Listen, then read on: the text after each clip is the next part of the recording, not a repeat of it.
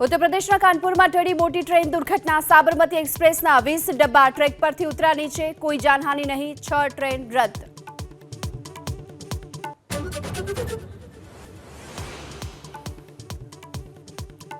કોલકાતામાં મહિલા તબીબ હત્યાકાંડના વિરોધમાં રાજ્યભરમાં તબીબોની હડતાળ। ઇમરજન્સી સેવા સિવાયની તમામ કામગીરી કાલે સવારે 6 વાગ્યા સુધી ઇન્ડિયન મેડિકલ એસોસિએશને કરી બંધ।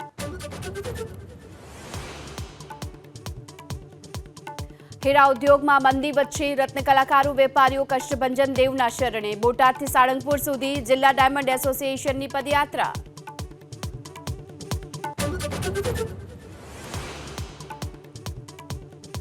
अमदावादना नरोडामां मोडी रात्रे खोदकाम समये सीएनजी लाइन में स्पार्क थता लागी आग। 2 व्यक्ति इजाग्रस्त थता सारवार हेठळ आग पर मेळवायो काबू।